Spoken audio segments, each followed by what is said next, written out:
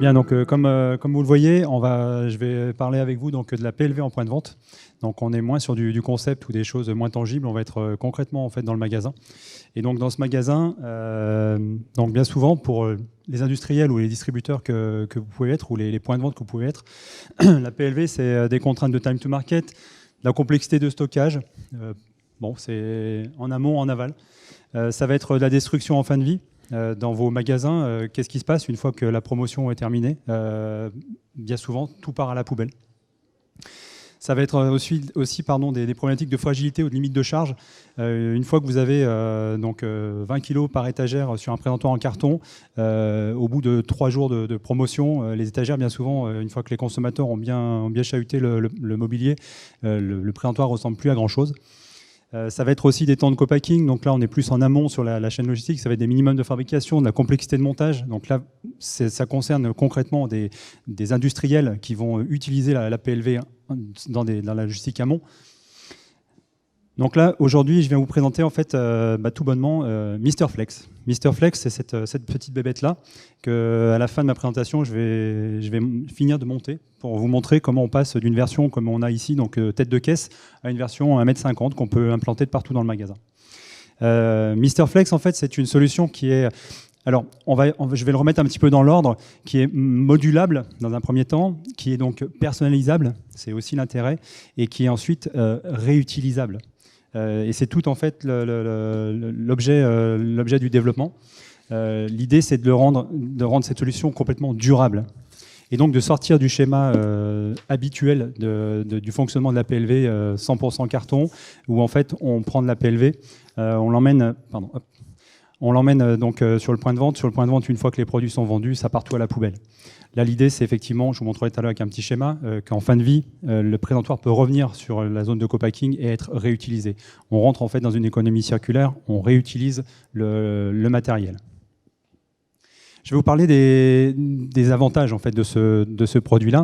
Il est composé, pour certains que ça intéresse, vous verrez qu'il est composé uniquement de 5 éléments différents. Et avec ces 5 éléments différents, on peut faire exactement tout ce qu'on veut en termes de modularité. Donc la modularité, elle nous permet, alors il y a peut-être un pointeur, oui, ici peut-être.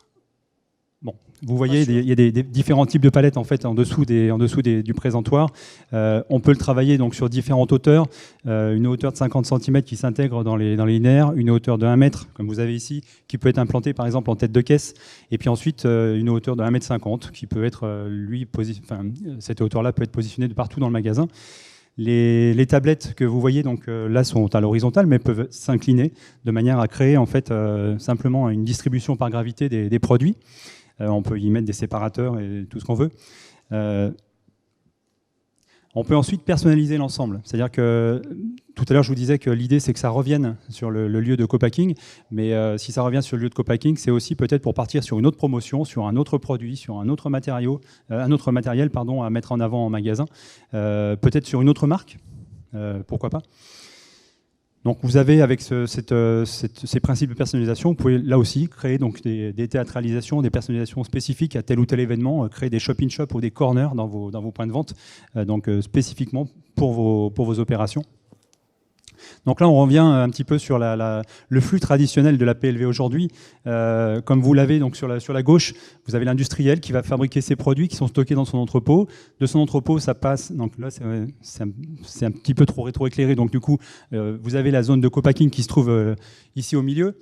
De ces zones de co-packing, une fois que vous avez construit vos présentoirs, ils sont poussés donc, dans les plateformes des enseignes et ensuite des plateformes des enseignes dans les points de vente. Une fois dans le point de vente, une fois que les produits sont vendus, tout part à la poubelle. Ça, c'est le circuit qu'on connaît tous aujourd'hui et qui est en fait qui a une empreinte carbone qui est catastrophique, quoi. Ce qu'on propose avec Mister Flex, c'est donc sur la phase aval de la logistique, c'est que un petit peu sur le principe des palettes SHEP, ça parlera peut-être à certains, et auquel cas vous comprendrez la philosophie qu'on souhaite mettre en place. C'est donc de créer un principe de consigne.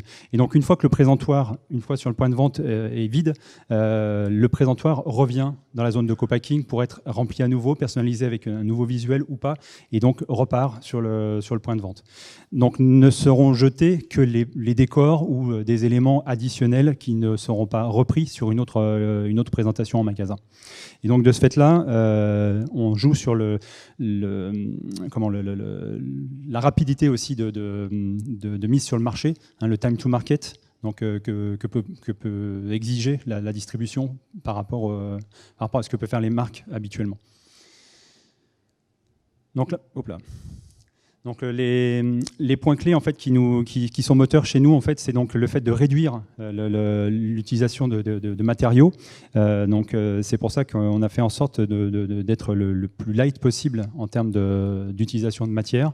Réutiliser, ça c'est un mot aussi qu'on met le plus en avant. Je vous ai montré qu'en fin de ligne, le but du jeu c'était de réutiliser le présentoir. On a intégré dans les fameux 3 R que tout le monde connaît, donc Reduce, Reuse et Recycle, on a intégré Repair. Donc l'idée, c'est effectivement de pouvoir aussi, le cas échéant, j'ai une pièce qui a cassé lors d'une première utilisation, c'est cette pièce de pouvoir, une fois que ça revient chez le copacker, de pouvoir la changer, la réparer, et donc de réparer le présentoir dans sa globalité. Et donc enfin, Recycle, à ce moment-là, c'est une pièce qui a été cassée, on ne peut plus rien en faire, on la met dans le circuit de recyclage. Et donc ça m'amène... Hop.